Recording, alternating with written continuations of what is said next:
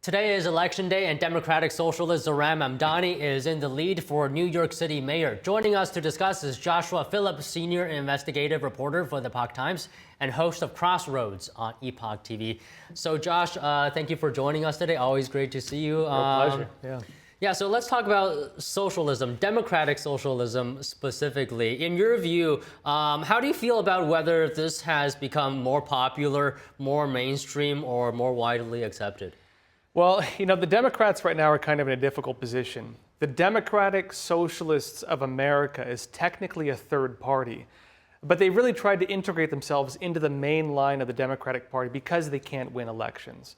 So what they've done over the years, they've infiltrated the Democratic Party, they run under the Democrat ticket, they put their candidates as Democrats, and the Democrats, they haven't really wanted to split their party on behalf of them. The DSA, Democratic Socialist of America elements, though, they represent the more extreme kind of progressive, some might call it, parts of the party. The things representing more outright socialism. The things representing, gender politics, race politics, these are DSA issues. Whereas the old school Democrats used to be more like the big tent. If you go back to, 90s, 2000s, look where the Democrats were, like Trump used to be a Democrat. RFK Jr., maybe he's still a Democrat. Guys like Joe Rogan used to be Democrats. And so you do have kind of this big tent, 80% in the middle, that represents what the Democratic Party used to be. And some argue that the extreme positions of the DSA, they might work in local elections, but it might be a real gamble for Democrats to run with. Okay, so how would you classify Zohran Mamdani's policies? Zohran Mamdani is going for more, I think, legit socialism. But the reality is he can only do it so much under the existing system. If you want to have real socialism, like pure socialism, you need to dominate everything, which is one of the reasons why socialists often say, well, it wasn't real socialism or it wasn't real communism. Just doing it in New York City, he won't have the ability to fully implement pure socialism. And he's walked back a lot of his statements. He said, for example, that he's not for like defunding the police. People pull up old posts from him. He very often talked about defunding the police. There are some mixed reports over his, government-run, again, I'm going to call them food halls or grocery stores. A lot of media have actually falsely quoted him saying he wants to give free food. Maybe that's part of it because, you could say food stamps are part of that. But what he's talking about are government-run grocery stores that would offer lower prices. The reality is when you do this, it's never sustainable because it messes up the entire free market. What you're likely to have is the lack of the insight into the free market from supply and demand. And you run into the same problems you have in every socialist country, which is the things in demand fly off the shelves, people buy it, people resell it. If he makes it too low of a cost, what's going to happen? You're going to have people, if, for example, it's more expensive in New Jersey, driving into New York, buying it in New York, and reselling it in New Jersey. It's going to upset the entire free market, and you're going to end up with shortages. So can you give us some examples, real-world examples, where his policies are similar to his policies that have been implemented elsewhere, and what has happened? Yeah. So in the United States, there actually have been experiments with, you call them like government-run grocery stores, or sometimes usually they're run by like nonprofits. And what results in it is basically poorly run they close down very quickly, typically. You end up with large amounts of theft, especially if they say they're not going to prosecute or go after crime. People just steal it because why not? You can look at California, where they were experimenting with light on crime policies as it related to like storefronts. And what happened? Right? Anything under like $900 is a misdemeanor. What happens? People go in and they steal everything they want because there's no punishment for it. You end up with resellers. This is one of the issues, for example, that New York has dealt with like cigarette taxes. It creates a massive black market where people just buy it in one place and sell it in another because you have the free market functioning outside the system. The other thing you have, of course, is just badly run systems where the issue you have with government-run systems as opposed to privately run, if you want to have something work in the private market, you have to have a few things. You have to have it so that it's sustainable, people want to buy from it. You need to have good service so people want to go there and don't go to your competitors. When you make it government-run, you remove all of the information that educates what is demanded by the free market, quality of service and price. I mean, what are the core fundamental principles of socialism? Is it just free stuff for those of us that is not so well versed in the subject? There are different degrees of socialism. So, on the lighter end of it, there's like state capitalism. Technically, the Nazis, the National Socialist Party, the Nazis in Germany, they were technically like lighter socialism, which was a mixed model economy. They still had some free market principles, but a lot of socialist policies. And the way the Nazis worked is actually closer to the type of socialism light you see a lot of people trying to put in place in the United States. And what was it? Under the Nazis, of course, you had the mixed model economies, what they call state interventionism. And so you'd have, for example, businesses where the government would assign people to run the businesses, and you'd have a partially private, partially public system. That is light socialism. And so actually, again, I'm not talking about the race policies of the Nazis, but the economic policies. A lot of these socialists in America, in terms of economic policy, are closer to the Nazi Party. But if you go to like real heavy socialism, that's when you get closer to actual communism. And so heavier socialism is when you get to like Stalinist type policies, breadline type policies. And if you get to that end of it, what is really socialism? Socialism is when you put communism into government. Communism is technically the negation of systems. It is not technically a government program, but you can implement communist policies within it.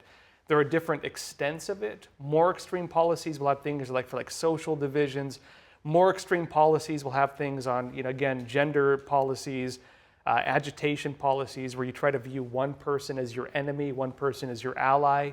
We have seen this in the United States with gender policies and race policies.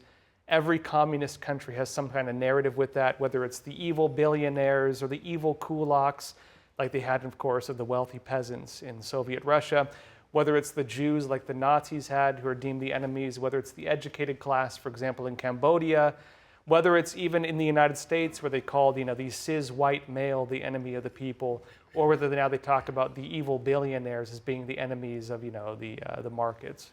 So how do you know when socialism has changed into communism? How do you know when communism is here? Well, so this is where a lot of people get confused between socialism and communism. Socialism is the form communism takes when implemented into government. But true communism is only achieved with the negation of systems. So in order to achieve, quote unquote, real communism, the socialist state would need to basically implode. You would need to basically destroy all the existing institutions to, quote unquote, achieve communism. And so communism is not designed to work. It's designed to destroy. When a government becomes communist, they become a socialist government.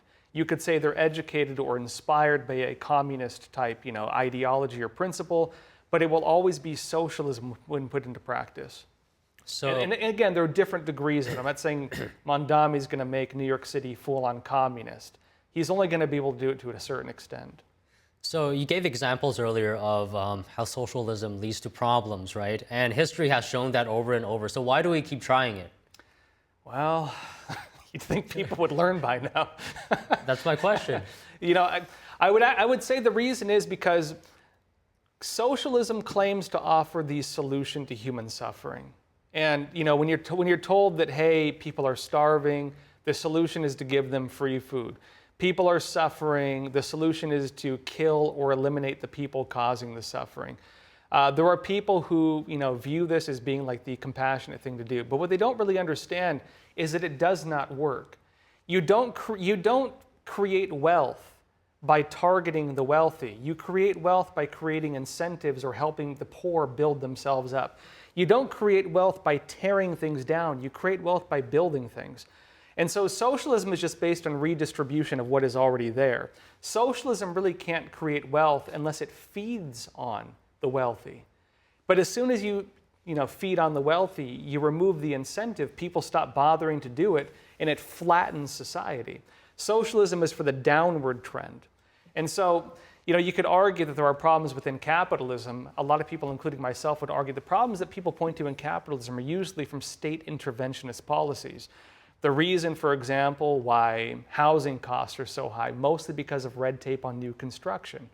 If you want to fix the housing problem where people can't afford rent, remove these state interventionist policies which stem from socialism that prevent us from building new homes or allow monopolies to form. If you let the free market function, it means that when there's demand, you create supply, not that you restrict supply, increase demand, and then strangle society through it. So socialism always does not work because it can only work as long as you can feed on the capitalist. Okay, just one last question, Josh.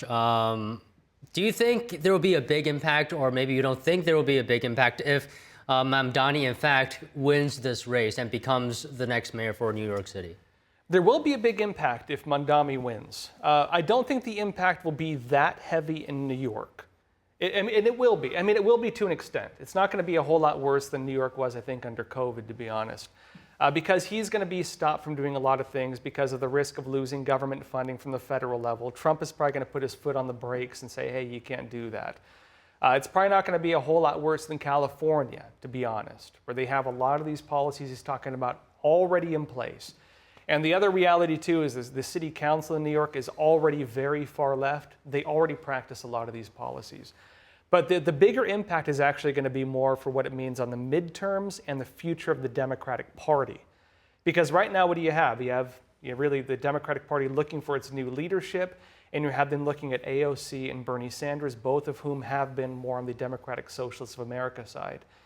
This is really a battle, I think, for the future of the Democratic Party and the types of candidates who they choose as their front runners, which is why Cuomo is pushing back against Mamdani, which is why Nancy Pelosi is pushing back against Mamdani. The Democrats, I think, understand that, yeah, you might have a socialist win in a local election, but it's not going to work for the big ones. And the Democrats, if they go too far to the extreme, which is what the risk is here, they're going to lose the middle. Okay, well, Josh, always well said. Thank you so much for talking to us today. Real pleasure. Thank you. Thank you.